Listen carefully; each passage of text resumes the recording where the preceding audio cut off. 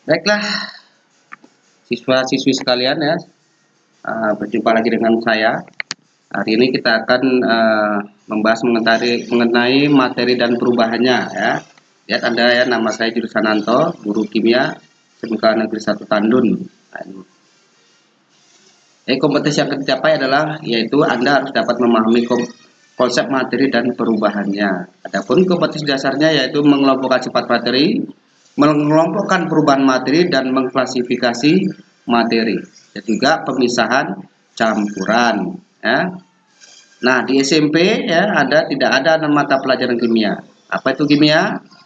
Nah, kimia itu adalah ilmu yang mempelajari tentang materi ya, termasuk struktur, susunan, sifat ya, komposisi, perubahan materi dan energi yang menyebabkan perubahan materi tersebut. Nah, ini bisa Anda lihat. Nah, sedangkan materi itu apa? Materi adalah segala sesuatu yang memiliki massa dan menempati ruang. Itu syaratnya. Artinya massa itu dia ada beratnya. Nah, dan menempati ruang itu ada dia bendanya di dalam ruang tadi. Ya, contohnya nih, ya, ini ada bumi, ada kayu terbakar, ada pohon, ada hewan, ada anak bayi, ada kalkulator, ada balon, itu juga merupakan materi karena syaratnya terpenuhi. Ada nggak yang bukan materi? Ada. Nah, contohnya apa? Nah, sinyal, ya. Sinyal itu hanya menempati ruangan, tapi dia tidak punya massa, tidak bisa ditimbang. Nah, sedangkan bagaimana dengan udara? Udara itu adalah juga materi. Kenapa? Karena dia dapat ditimbang, dapat memiliki massa atau berat, ya, dan juga menempati ruangan. Nah, seperti udara dalam balon itu, sehingga udaranya dapat ditimbang karena udara balon yang terisi udara dengan balon yang kempes lebih berat balon yang berisi udara. Itu tandanya udara memiliki massa, berarti dia juga adalah materi ya. Sifat materi ada dua, sifat fisik dan sifat kimia. Nah, ini sifat fisik yaitu ciri suatu materi yang dapat diamati tanpa materi atau zat itu berubah.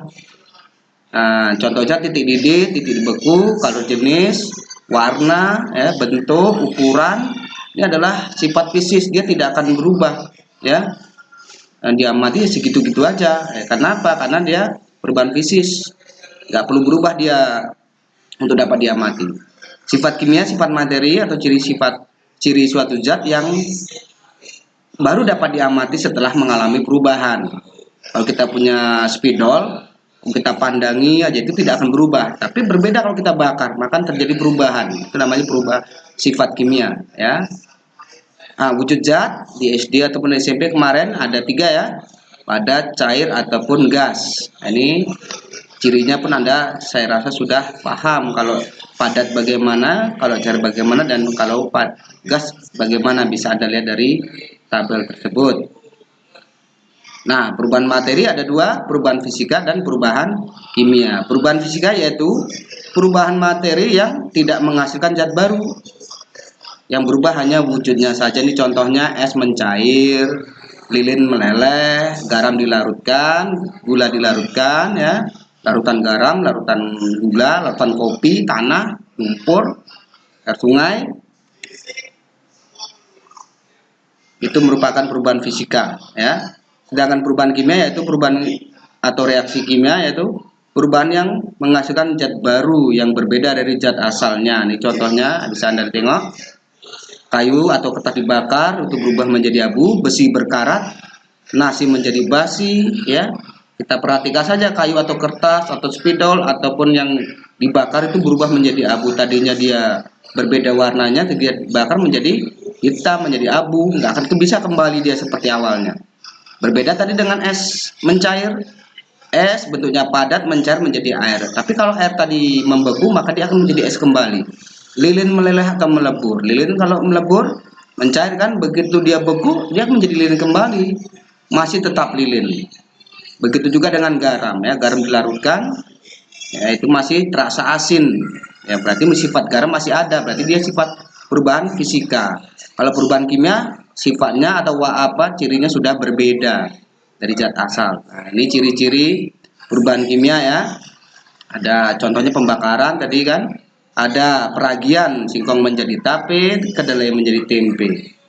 Perkaratan, pelapukan itu juga perubahan kimia. Nah, cirinya ini yang pertama terjadi perubahan warna. Besi berkarat, besi tadinya mengkilat, begitu bergerak menjadi coklat.